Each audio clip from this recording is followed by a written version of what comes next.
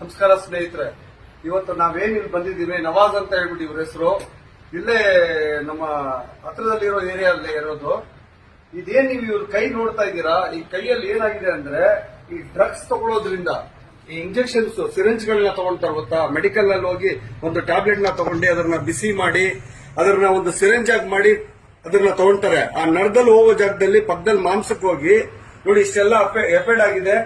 ಮಾಂಸ ಎಲ್ಲ ಹೋಗಿ ಅಲ್ಲಿ ಒಳಗೆ ಮೂಳೆ ಕಾಣಿಸ್ತಾ ಇದೆ. ತಾವೆಲ್ಲ ನೋಡ್ಬೇಕು.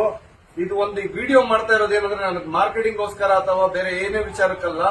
ನಾನು ಯಾಕಂದ್ರೆ ಈಗಿರೋ ಜನರೇಷನ್ ಏನಾಗ್ತಾ ಇದೆ ಅಂದ್ರೆ ಪ್ರತಿಯೊಬ್ರು ಈ ಡ್ರಗ್ಸ್ ಗೆ ಅಡಿಕ್ಟ್ ಆಗ್ಬಿಟ್ಟು ಈ ತರ ಎಲ್ಲ ನೋಡಿ, ಈ ತರ ಅನಾಹುತಗಳಾದ್ರೆ ಪ್ರಾಣನೇ ಹೊಂಟೋಗ್ಬಿಡುತ್ತೆ. ಆಕ್ಚುಲಿ ಯಾಕಂದ್ರೆ ನರ್ಕಕ್ಕಿಂತ ಕಡೆ ಇದು. ಯಾಕಂದ್ರೆ ಇಂಥ ಜೀವನ ನಾವು ಮಾಡ್ಬೇಕಂದ್ರೆ ನರ್ಕ ಬೇಕಾದ್ರೂ ಸಹಿಸ್ಕೊಬಹುದು, ಈ ಜೀವನ ನಡೆಸಕ್ಕಾಗಲ್ಲ. ಯಾಕಂದ್ರೆ ಇವ್ರು ನೋಡಿ ಎಷ್ಟು ಕಷ್ಟ ಪಡ್ತಾ ಇದಾರಂದ್ರೆ ಯಾವ್ದೋ ಒಂದ್ ಕಡೆ ಹೋಗ್ಬಿಟ್ಟು ಯಾವನೋ ಒಬ್ಬ ಫ್ರೆಂಡ್ ಒಂದ್ಸಲಿ ಅವನ್ನ ಕರ್ಕೊಂಡು ಹೋಗ್ಬಿಟ್ಟು ಮಾಡಿಸ್ ತೋರ್ಸ್ಬಿಟ್ಟ ಹೇಗ್ ಮಾಡ್ಬೇಕು ಅಂತ, ಡ್ರಗ್ಸ್ ಅಡಿಕ್ಟ್ ಮಾಡ್ಬಿಟ್ಬಿಟ್ಟ. ಅವ್ರು ಅದನ್ನ ತಡ್ಕೊಳಕ್ ಆಗ್ದಂಗೆ ತಗೊಂಡು ಏನಾಗಾಯ್ತು, ಬೇರೆ ಕಡೆ ಮಾಂಸದಲ್ಲೆಲ್ಲ ಹೋಗ್ಬಿಟ್ಟು ಕೈಗೆ ಕಾಲ್ಗೆ ನಿಂತ್ಕೊಳಕ್ ಆಗಲ್ಲ ನೋಡಿ, ಕಾಲೆಲ್ಲ ಹೋಗ್ಕೊಂಡ್ಬಿಟ್ಟಿದೆ. ಮತ್ತೆ ಈ ತರ ಎಲ್ಲ ಬಹಳಷ್ಟು ನೋಡಿ, ಒಂದು ಶರ್ಟ್ ಕೂಡ ನೆಟ್ಟಿಗೆ ಇಟ್ಕೊಳಕ್ಕಾಗಲ್ಲ, ಔಷಧಿನ ಎಲ್ ಬೇಕಾದ್ರೂ ಕೈ ಇಡಕ್ಕಾಗಲ್ಲ. ಇಂಥ ಪರಿಸ್ಥಿತಿಯಲ್ಲಿ ಬಂದಿದ್ದಾರೆ.